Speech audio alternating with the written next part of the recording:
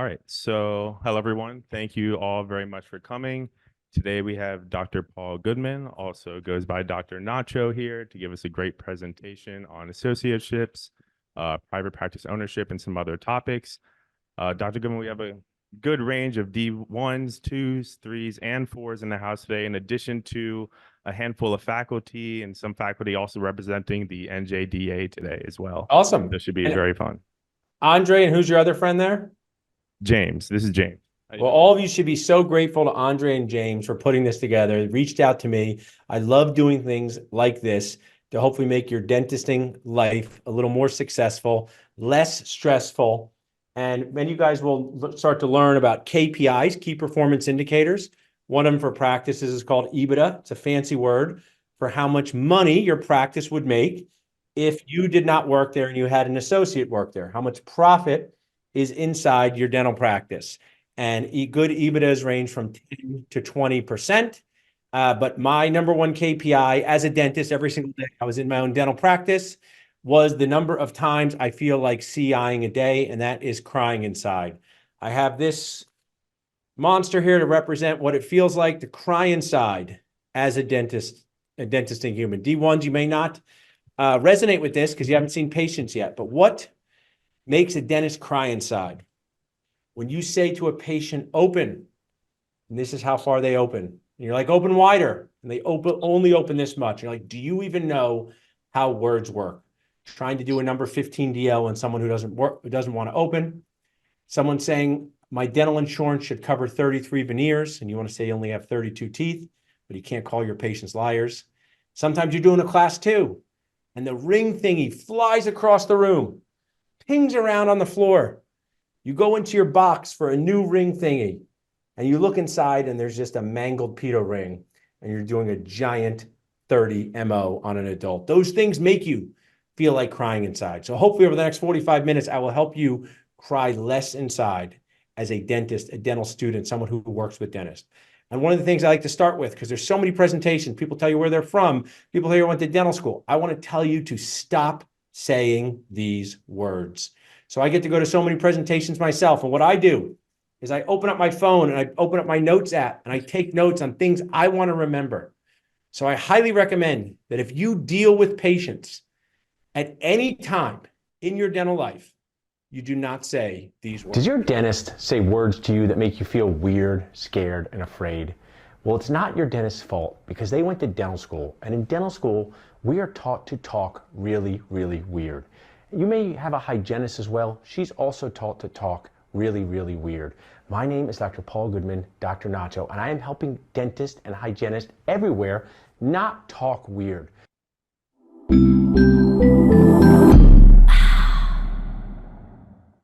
So I've come up with 5 words you should not say in a dental office. 5 words that will make your patients feel scared, feel weird, feel afraid, and make you unlikable.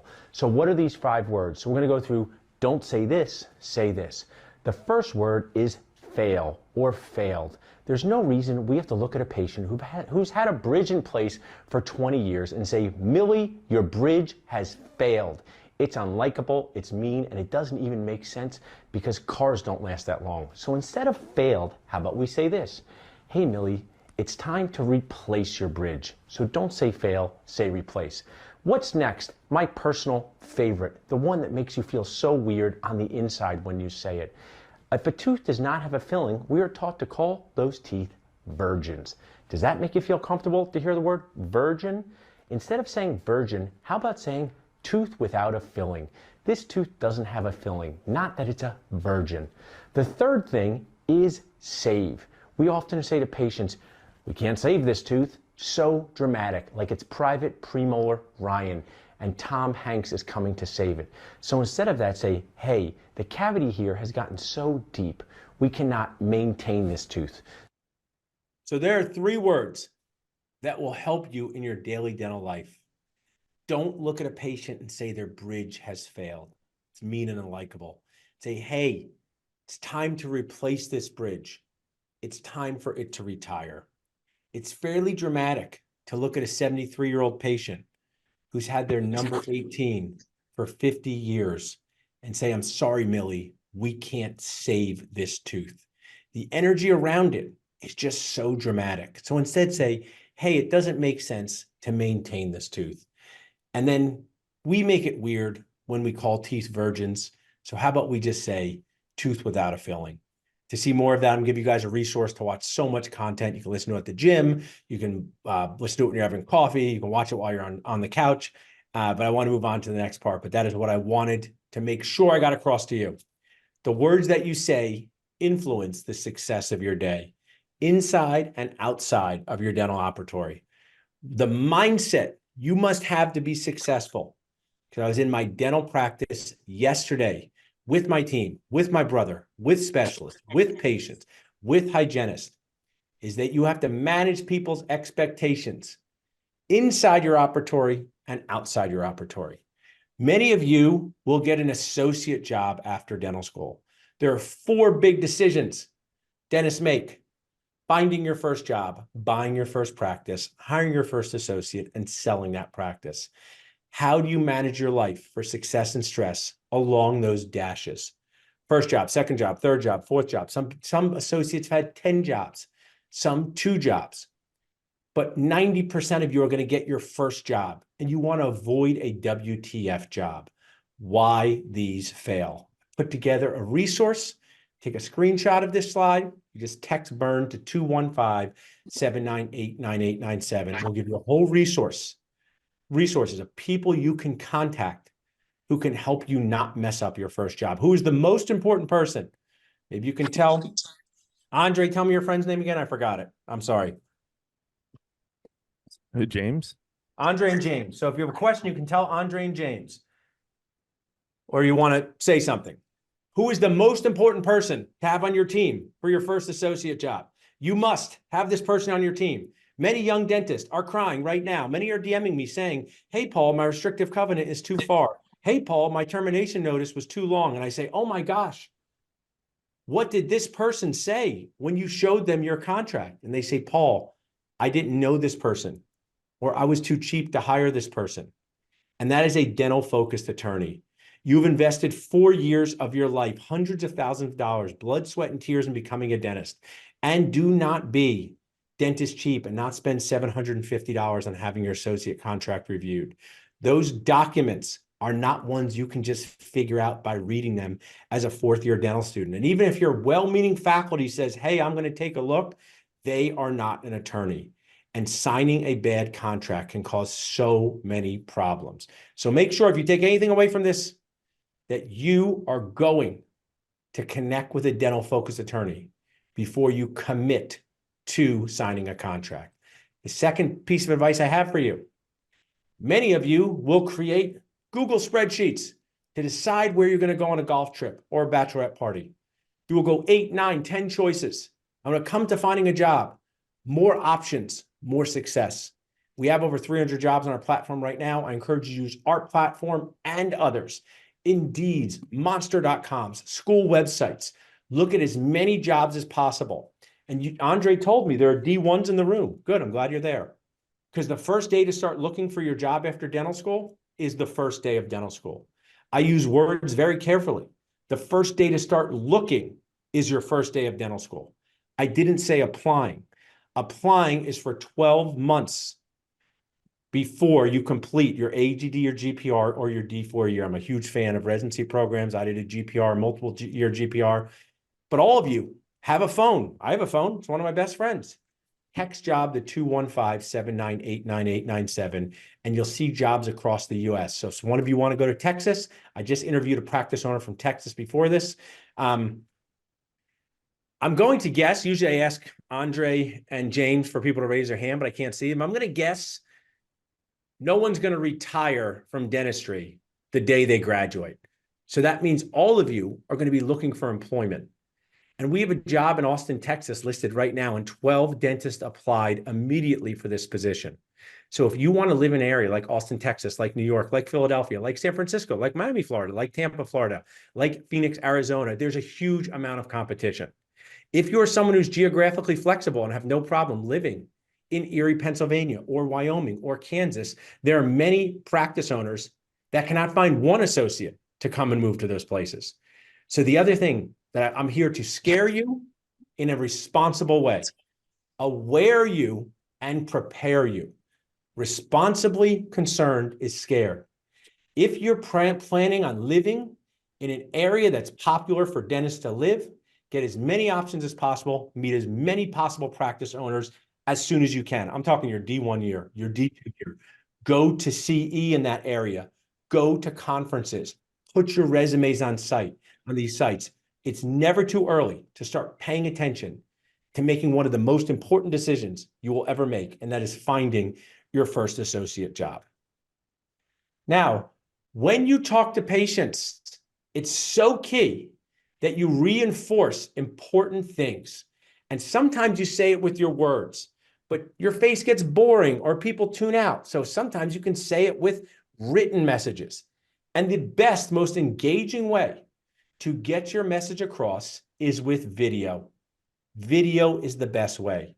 So even though I told you, get a dental focused attorney, Andre James, and all those people there, and intuitively said, I'm going to get a dental focused attorney, but some of you may not. I'm going to reinforce this message with this short video. Before signing an associate contract, what should dentists do? Hire an attorney. Really good advice. For more advice like this, Hire an attorney. It's if at the time Drew was 3 saying that, make sure you protect yourself in the 4 biggest decisions. And what questions should you be asking along this way? And the most important question to ask about your associate job when you go for that interview or you research it online is my associate position a car or boat? Now, practice owners will have no idea what you're referring to, but I've made this very popular where I get people DMing me on Instagram and Facebook and my own phone saying, Paul, I messed up. I took a boat position. So if you are stressed, which is all of us, if you are tired, which is probably all of us, if you're thinking about what you're going to do in the next 40 minutes, which is all of us, stop right now and pay attention to this. An associate job that's a car is a need. People need a car. An associate job that's a boat is a want. They want but don't need it. It is very dangerous to get a boat associate position when you need to pay your loans, eat food, and provide shelter. Let me explain more. What is an example of a car associate position? 1, you're replacing an associate that worked there full time. Dr. Jill worked for me out of her residency for a full year. She then decided to apply to become a periodontist because I told her that's a great specialty. She got into perio. She told me, hey, Paul, I got into perio. So we had to start marketing and interviewing to replace Dr. Jill. So I could look at Andre and say, hey, Andre, this position here is replacing Dr. Jill. She produces $500,000 a year. If you work here, you're gonna be able to replace her $500,000 and make $160,000. These are the procedures she does. How does that sound like to you? That's a need position. A boat position is this. Hey, James, I'm really busy as a practice owner. I want to spend more time with my grandkids. I'd like to take a little more time off. I'm really busy. And I'd like to hire you. I think I need someone full-time, and they've never had an associate before. So if they're not analyzing the true need inside of their practice, they may hire you for 2 days a week, but when there's not enough patients, you're not even terminated. They just don't need you anymore. So everybody likes stories. So I recommend that you write down stories to tell your patients, because people remember stories more than facts. Stories more than facts. I've heard that in many lectures. So Andre, you can see people raising their hand there? Yes? Yeah, I can. Cool. So they get to hear one story. Okay. Story A is a story of an associate who applied to 40 jobs, went on 20 interviews, is working and collecting $80,000 a month, loving his associate job, and really glad he found it through Dennis Jopinick. That's story A. Story B is an associate that hates her associate life, made a huge mistake in saying yes to the job that she said yes to, and is having a disaster of an associate life, A or B. So right now, I'm only going to tell one, Andre and James. You have to tell me which one to tell. A, the one who's doing really well. B, the one who's stuck in disaster. So raise your hand right now if you would like to hear A. You got the number of hands, Andre? Yeah. Raise your hand if you'd like to hear B, stuck in total disaster. Which one won, James and Andre? A. A won, the story of success? You guys have a very positive group, okay? One of the things I'll share with you as I tell you both stories is that when you talk to your patients about treatment plans, you're obligated to highlight the risks and benefits. So I'm highlighting the risks and benefits right now for you. So I'll start with A. Dr. Parth in an AGD in Iowa, he placed 35 implants. He wanted to get the best job possible for him. He put his resume on Dentist Job Connect as soon as possible and other sites. He interviewed at 40 different jobs, not 4, not 14, 40. Not every one of these he went to in person. So there's such things as phone interviews and Zoom interviews. To my knowledge, he physically showed up at 15 of these jobs to observe and see what happened in these practices. If you take a job without observing what happens in the practice before taking the job, you are, technical term, totally nacho nuts, because you are there working for likely at least a full year. See how this office runs before you say yes. Not a clinical working interview, super against those, into the observation day. He got many offers, and he got a job through us for the Eagles team dentist. They leveraged and wanted his implant placement skills, and many of the D4s that work in this group who do not know how to place implants refer implants to them. So he is living his best dentisting life because he paid attention. And many of his friends, Andre and James, said to him, Parth, why are you starting so soon? Or Parth, why are you making yourself so nuts about a job? He goes, I want to get the best job possible. Total success. The other one was in my DMs from Facebook and said, hey, Paul, I think I got stuck in a bad situation. I took a job that said they needed me. I signed a lease. I moved across the country, and they don't need me. They don't have enough patients. I signed a lease. I've signed up for this job. I've moved my belongings to this place in the middle of the country, and they don't need me as an associate. I said to that person, I said, oh man, what happened when you went and observed at the practice for a full day? What happened when you went and rented an Airbnb? If you want to go work somewhere, this advice is gold. Rent an Airbnb there for 4 days and see if you like the area. Not 1 day, not 2 days, 4 days. Go camp out on an Airbnb. You think you can go live in Montana and like it? Cool. Taste test it for 4 days in an Airbnb and spend at least 1 full day in that practice. And when I said to her, what happened when you went there? Didn't you notice they didn't have enough patients? What do you think she said, Andre and James and the crew? I never went there and observed. I wish I heard this advice sooner. So when you guys go to CE, and when you go to conferences, and when you talk to your awesome faculty that's there, don't ask them if they like dentistry. Don't ask them if they're happy being a dentist, because what people will do is they don't have the heart to tell you the truth. So they just go, oh yeah, I like it. I'm not going to disappoint this young D3. But this question is the question to ask them. What do you wish you did sooner in your career? What do you regret doing? Like, of all the decisions you made, what do you regret doing? I will role model one. Andre, ask me what I regret doing early in my career. What do you regret doing? Thanks for asking me, Andre. In 2011, I bought a second dental practice and I signed up to work with a dual rep broker. There was no dental nachos. There was no dental success network. My friend Mark Costas and his awesome sponsor and podcast. It was just me and my 4 friends and a Hotmail account. So when I signed up with a dual rep broker, and this dual rep broker told me that there's a lot of competition and that this is the amount that you pay and this is normal and you don't need your own attorney, it was totally my fault and I was totally misled. And that decision, Andre, James, and that group, has cost me, I will value that $100,000. So I really, really regret signing up with a dual rep broker. So that's Paul Goodman, 46-year-old, telling all of you what I regret. Ask people, oh, what do you wish you did sooner? What do you regret not doing? What different decisions would you make? That is how you extract, dental pun intended, value from the people around you who are older. The other thing is, if you guys ever come to my CE courses, and all of you, we have free tickets for Sunday, April 7th, and we're just in Philadelphia. If you come to any of my events, there's a rule. So if Andre and James come, I can tell already your friends, you're standing there, 2 fit guys running the Zoom for everybody. If you came to my event, you 2 aren't allowed to talk to each other till the event's over. Because I know what you do. You come with your friends and you huddle. You take the train. You talk to each other. You see each other in class. So when you go to events, talk to people you don't know. 2 of my favorite dentists. Raise your hand in that audience if you would like to one day own a dental practice. Raise it and keep it up. James, Andre, about how many got up? Oh, look at that. I can see everybody. How many went up, would you say, in that room? Half? 75%. He said about 75%. Cool. So that's basically the biggest decision of your entire career life, buying your dental practice or starting it up. So two of my amazing friends, Dr. Ben and Dr. Faraz, both have practices that collect over $1 million a year. And both of them found those practices by going to CE courses and sitting next to dentists that are older than them. So if you want to find a practice, like, definitely work with brokers that are responsible, definitely pay attention to things online, and most definitely go to CE courses in the areas you want to have a practice. So I'll be glad to come back, and I'm from Philadelphia, Rocky 1 through, I think there are like 7 Rockies, and give more value in each one of these decisions. I want to kind of stay with the finding your associate job, but if you screenshot this, put it on Instagram, tag me, said Dr. Nacho said, this is your whole life. It's right here in front of you. Find job, buy practice, hire associate, sell practice. Find job, buy practice, hire associate, sell practice. This is the 30 years of your life. Don't mess these decisions up.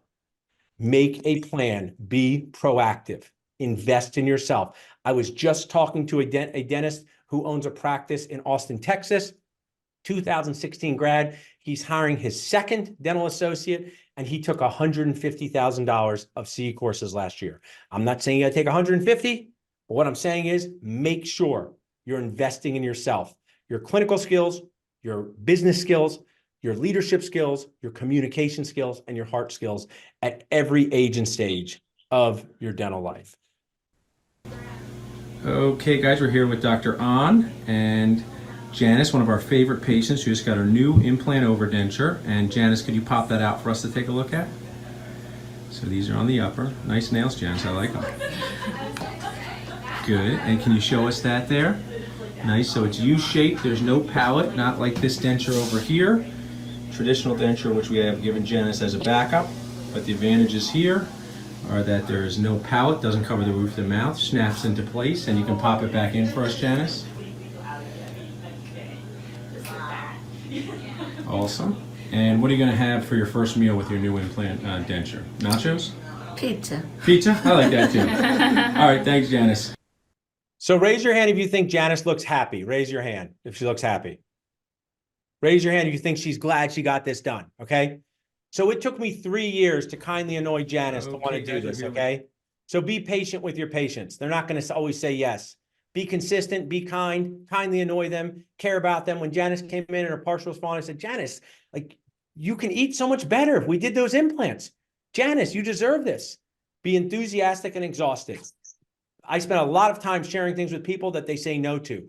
If this is a really fairly serious thing I'm going to say, and you don't have the context as a dental student, if you cannot emotionally handle over half the people that you recommend treatment to, another word for sell, we can talk about that in the future. In my companies, in Dental Nachos, Dentist Job Connect, in my 2 dental practices, we have a motto, we have a mission statement. It will start now and it will end in about 10 seconds. If it doesn't help, it doesn't matter. So once it helps, it matters. Implants, helping people find jobs, CE courses. Once it helps, it matters. Second, be proud to share and sell that help. Be proud to share and sell it. But if you cannot emotionally handle more than 50% of the people in front of your face saying they don't want what you are sharing with them, you must take some training courses. You must figure out a way to become emotionally resilient, because most people do not say yes to what we do, and nobody really wants it. Wanting dentistry would be like wanting a new furnace. So it's really important. Yes, you get to transform lives. Yes, you get to have Janice stories. Make videos. Janice and I have gone viral. She signed the HIPAA release form that has over 14,000 views on YouTube. What can I do with that amazing video? I can use it to help more patients by saying, hey, Janice was just like you. Take a look at her video. I can help it to produce more dentistry and grow my office so more patients say yes to video, say yes to our treatment. I can teach my associate, like the one you have in the back, or you see in the background there. I can teach my team. And most of all, I can just feel better about what I do, because Janice is what gets me through the day when patients complain. Being a dentist is like being the star of a Broadway play that nobody wants to see or pay for. Take a screenshot of that. Feel free to tag me on Instagram or just keep it in your phone. That's what it feels like, the exact opposite of Hamilton. You get to impact people's lives by helping them chew and smile with confidence, and many people are annoyed that you exist. People, for some reason, open up conversations like, hey, I just want to let you know I hate the dentist. And I say to them, I want to let you know, you didn't have to say that at all. You could have kept it in your head. So it is really key to become emotionally resilient if you are a dentist or work in a dental office. It is train on it, invest in it, take courses, get help, talk to dentists. So now let's bring you back to finding your first job after dental school. And there might be some really motivated dentists there, dental students that want to buy or start a practice the day after dental school. I don't recommend it. Someone just shared on social media the other day that they regret getting into ownership too soon. There's no rush to get into ownership. I've been on the Shared Practices podcast. I know those guys. They are people who can do that after dental school. They're amazing. It's a tightrope walk. You do not have to launch yourself from your D4 year into practice ownership, getting an associate job to learn the type of practice you want to be in, you don't want to be in.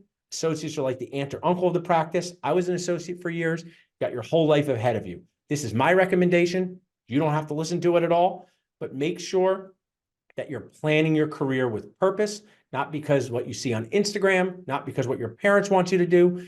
I asked this dentist, 2016 grad, who's a dentist in Texas, has 2 associates. I said, what should I tell these D4s at Rutgers? What should I tell them? And we're both big fans of this guy, Gary Vaynerchuk. And he said, do what you love, but make sure you're able to pay to eat food, have shelter, pay your loans while you're doing what you love. So you may love cosmetic dentistry, and to pay for that CE, you might have to do a lot of fundamental restorative dentistry. So point towards what you love to do. But like he said, realize there's a hustle and a grind, showing up at CE courses, taking online CE, investing in yourself, making sure you find the best spot for you at that time in your career. So what question should you ask before saying yes to a job? It's well documented. I want to play professional basketball in the NBA. I keep this ball around at all times to remind me of my failed dreams, because when you grow to this size and you have this speed, you have to get new dreams. So this is my backup dream, being a dentist and helping dentists treat and plan their career for success. Where is the job? Why is the office hiring the associate? What procedures will I be doing most of the time? And you don't want to hear anything. And you don't want to hear whatever you want to do. You want to hear most of the time, this is my associates. I have multiple associates. If one of you are applying, we do require GPR before we have associates work with us. It'd be after your GPR year. This job, most of the time, you'll be doing crowns, you'll be doing direct restorative work, you'll be restoring implants, you'll be doing night guards, and you'll be learning how to run a dental practice. We have 2 dental practices, but we have specialists that place most of our implants. We have specialists that do endo. So if your goal is to do all the molar endo in your associate position, our job is not the right one for you. If your goal is to be in a really supportive environment and be mentored and be able to get a safety net guarantee, to be treated well, to be around awesome dentists and dentistry, our job is the right one for you. So make sure you are picking the right job for you. You are interviewing the person as much as they are interviewing you. How will I be compensated? I'm a real fan of the safety net salary guarantee.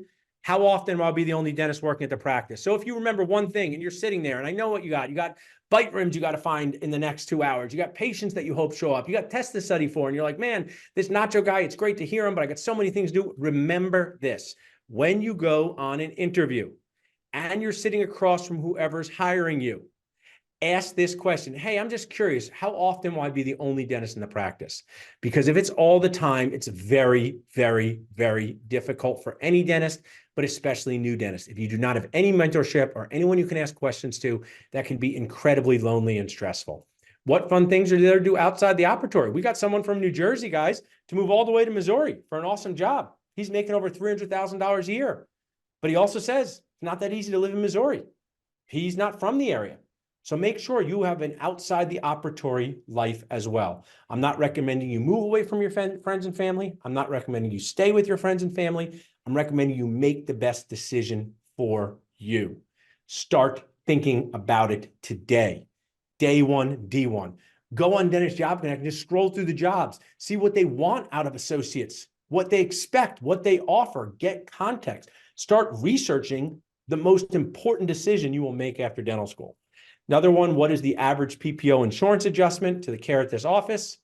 And then the 2 must-dos, would it be possible for me to observe a day in the practice? Make sure you observe before you say yes, not a clinical working interview. And when is a good time to review my contract with review my associate contract with an attorney? And these are the 3 M's that matter most: your morale, your mentorship, and money, a balance of all of them. If you make $50,000 a year, but you have awesome mentorship, you're not going to be happy. You make $450,000 a year, but you have no mentorship and you're all alone on an island, you're not going to be happy.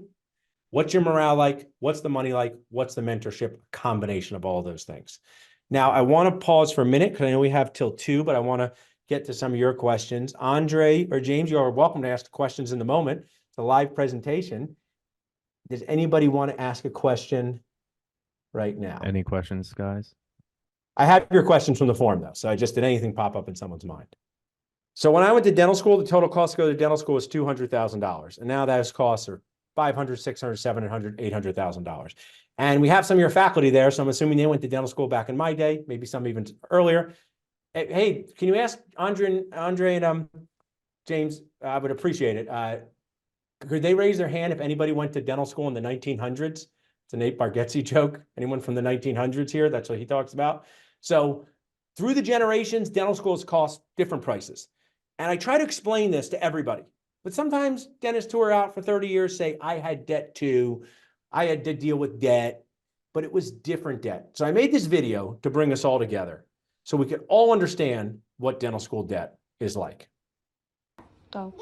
Okay, this is a dentist who graduated in the 1990s with debt. Oh, it's manageable. A little tough, but manageable. All right, off 1990s debt. Next, 2000s debt in the purple. Oh, this is my generation. Not easy, but the cost to go to dental school, probably at the high end, $200,000. Okay, off 2010 debt, green sweatshirt. Oh man, dental school pricing has gotten doubled, even though new grads are making the same. Dentist income is stagnant. Okay, 2020 debt. Everybody on here.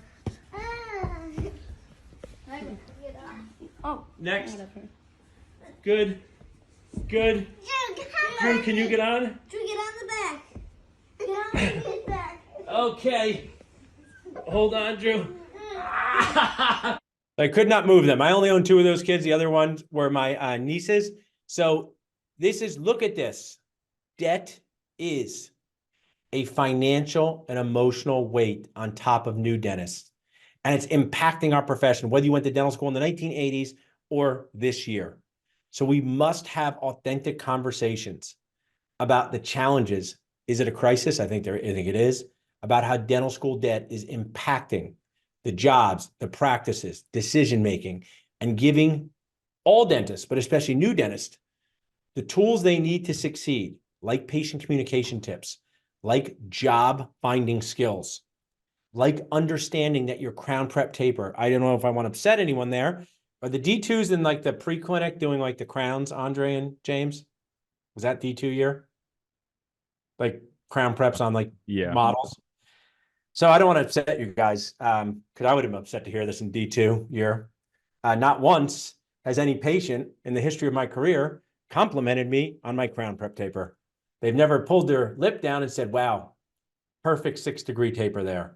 So clinical skills are very important. When you saw Janice's video, nothing matters unless you can make the dentistry in your operatory. You got to make good dentistry, like good food. And people can't taste dentistry, so they don't really know. So you need to learn how to explain the treatment, how to talk about how much it costs, how to have your team have great patient service. So make sure you're paying attention to those things.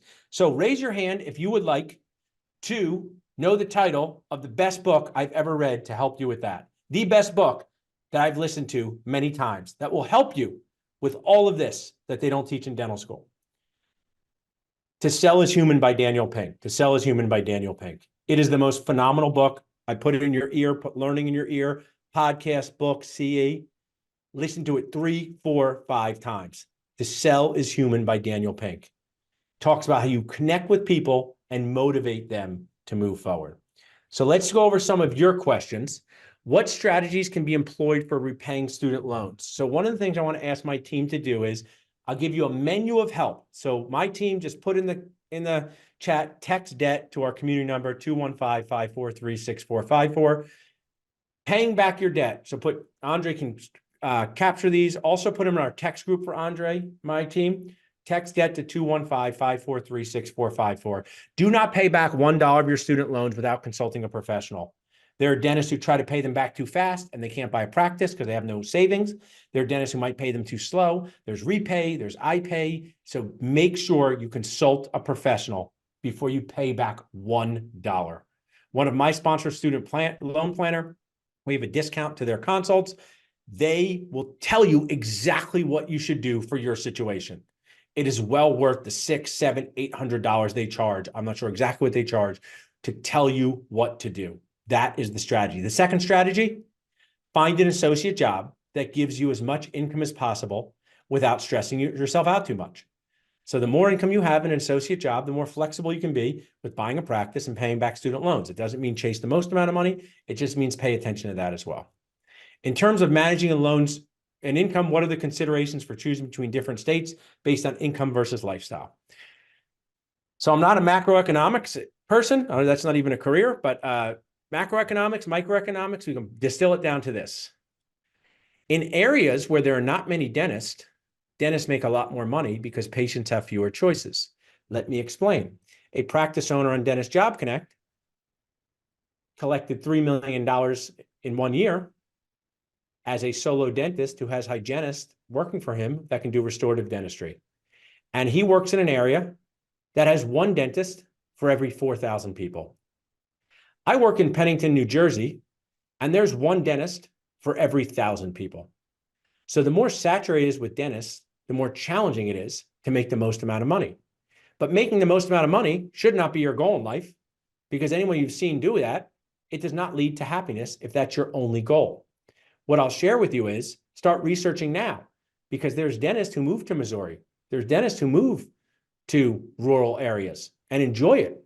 One of the dentists that I helped a few years ago, Dr. Jordan, he moved to the middle of Illinois with his wife and child. And he said, I want to find a job with mentorship where I can earn money. He makes over $250,000 a year learning digital dentistry and implants.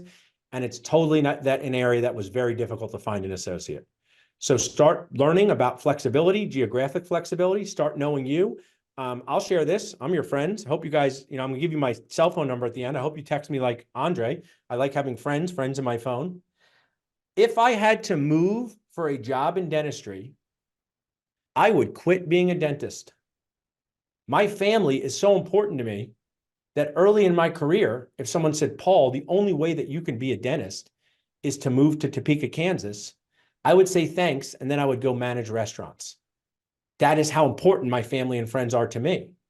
But that doesn't mean that's right for you, because there's many happy dentists who move to areas where they don't know anyone. Maybe they bring a spouse, a fiance. Maybe they're outgoing. Maybe they fly other places on the weekend. But whatever you do, whether you think you're the most adventurous person ever, please go and stay in that area. Rent an Airbnb for 3 or 4 days. Observe at the practice so that you know what you're getting into. How can contracts be structured to ensure fair treatment for dentists, particularly in relation to DSOs and employers who may exploit them? Amazing question. Easy answer. Have a dental focus attorney review it before signing it. Have a dental focus attorney. Also put my text interview course. I also put 4 hours together of all the questions you should ask on a job interview to determine if it's going to make you cry inside. Text interview to 215-543-6454. You guys are dental students. I know you don't have a ton of extra money, so you don't want to have 10 contracts reviewed with a dental focused attorney. Do you, Andre? No. That will be expensive, right? So how about you rule 5 of them out yourself? So watch my interview course and be like, oh yeah, Paul said when there's no safety net guarantee, that's very dangerous. Paul said when they want a 90-day termination notice, that's going to be a problem. And only bring the contracts to the dental focus attorney that you're really, really interested in. What logistical aspects, such as insurance protocols and time values, should be considered when managing a dental practice or working as an associate dentist? Amazing question. Great job. Also, Nacho team, put in their text CE to 215-543-6454. You guys have got this presentation with Andre at a good time, because currently my awesome team that are on here, we have a free 30-day pass to unlimited CE on our platform. It's on crowns, extractions, endo, implants. It's also on career decisions. You can listen to it while you're at the gym. I highly recommend driving to school, put on a C course. Just tell them to put that in there. You get accesses because some of these questions are better answered by some. We have whole courses on insurance, PPO or private or PPO or fee for service. When you're an associate dentist, you must ask, what is the average PPO write-off? Because if I want to hire James and I'm not in network with Spoiled Guac PPO and my crowns are $1,500, but I go, oh, James, you could be in network with Spoiled Guac PPO. And they adjust those crowns down to $700. That means you're making 30 to 33% of 700 instead of 1,500. So the average insurance write-off is key. And I hope you have some awesome faculty there. You might be able to ask them some of these questions. I've made mistakes with being in network with too many insurance. I'm not saying go out of network. I'm not saying be in network. I'm saying pay attention. Once an insurance write-off gets beyond 20% of the listed fee, it becomes very hard to be profitable with that. So if someone says, hey, our crowns are $1,200, but you're going to do crowns for 600, pay attention to that. One of the challenges is when you are in areas that are saturated, how does the oversaturation of dentists in a specific area impact career prospects and financial stability? So some of you have been on Dental Nachos, but I started Dental Nachos before all of you were in dental school, 2017. And we have a JBN mentality, just be nice. Like if someone does a crown and you would have done a filling, don't call them the worst dentist in the history of dentistry. It's pretty mean. But we also have a JBR mentality, just be real, okay? So Andre, you asked me to come to be real, right? You want me real or fake? You choose. You can be real. Okay, good. Because this is fake. Hey guys, everybody always needs a dentist, and dentists have never really struggled, so don't worry. Dentistry is great, and you'll figure it out. That's fake. Couldn't be more fake. It's me saying, I don't want to annoy myself and tell these dental students some harsh information. Just being real is, when we put a job in New York City, there's 25 applicants immediately. And what that means is, or there could be 12 applicants in the first week. What that means is one person gets the job and 11 people don't get the job. And then when they text me and say, hey, Paul, how can I find a job in New York City? I say, it might be impossible. You have to be willing to move. And they say, but my fiance is a resident at a local hospital. I can't move. And I said, that impacts your career prospects and financial stability. Paying attention as soon as possible is key. The reality is, as dental students become even more awesome, because I think you guys are awesome, and from all over the country and all over the world and all different backgrounds, it's becoming less likely that many of you say, today's the day I'm going to move to Rochester, New York.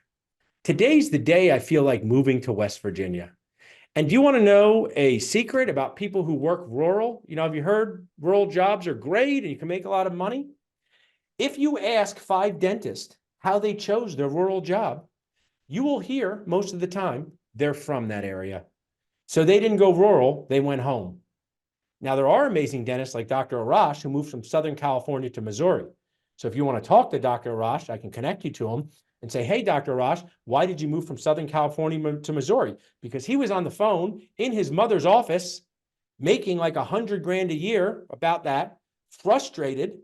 And a recruiter said, you can go to Missouri and make double. And he said, tell me more about that. And his personality type was one that could go to Missouri, be successful, and his whole life is there. Mine would not. Dr. Ross is one of my great friends. We're totally different. I would have hung up that phone and kept making the $100,000. He said, tell me more about it, moved his whole life to Missouri. What are the implications of choosing a career in oral surgery versus general practice or other specialties on loan repayment?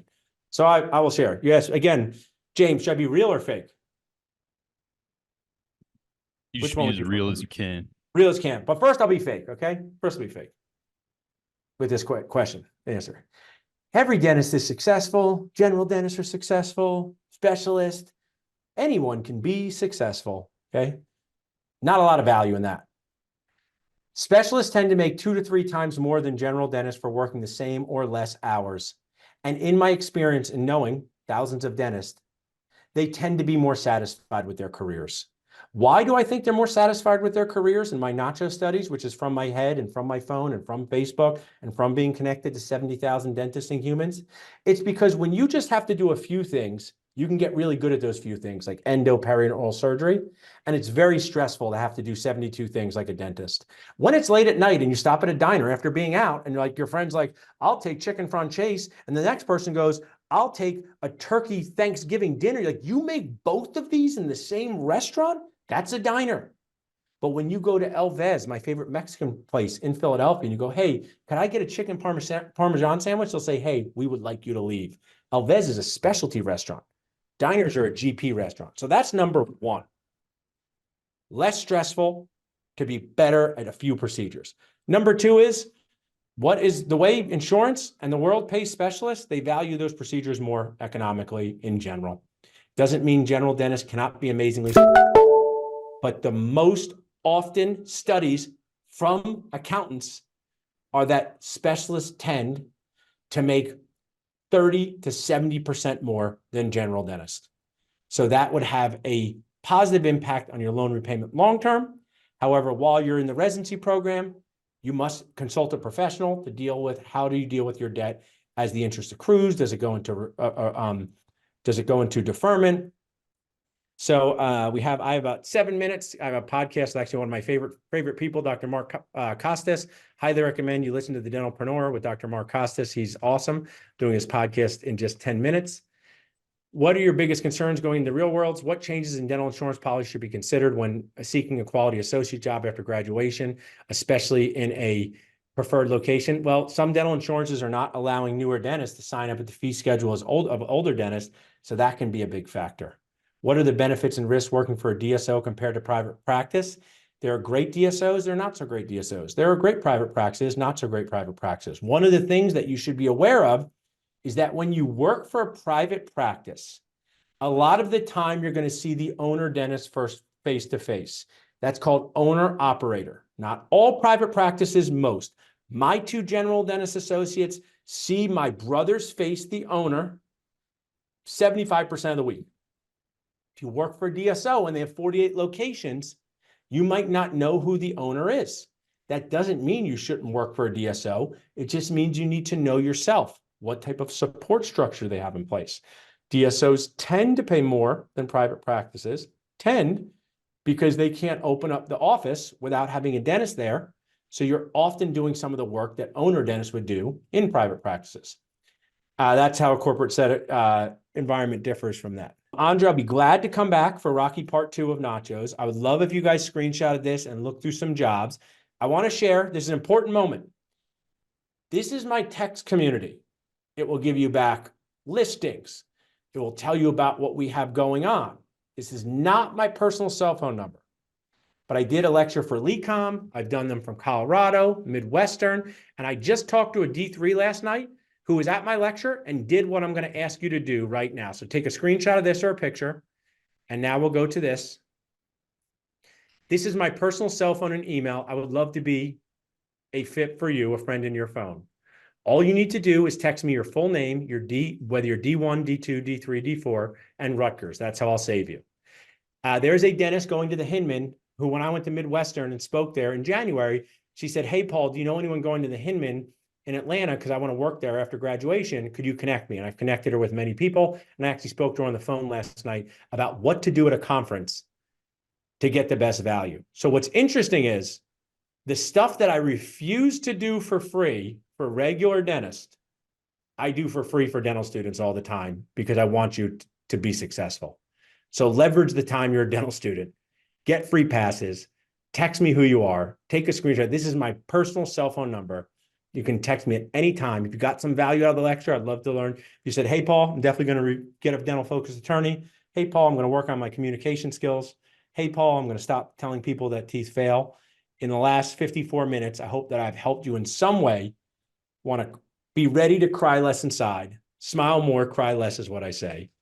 And hope to see you guys at a future lecture. Andre or James, is there anything else you wanted me to share, add? I can do a last minute question if someone has one. Any questions? No, I don't think so. Thank you so much, Doc. Awesome, guys. Have a great rest of the day. Please stay in touch with us. Anybody wants to come Sunday, April 7th, just text me. You can take the train down. We're having an amazing course on finding jobs, hiring associates, buying practices. Thanks so much, guys.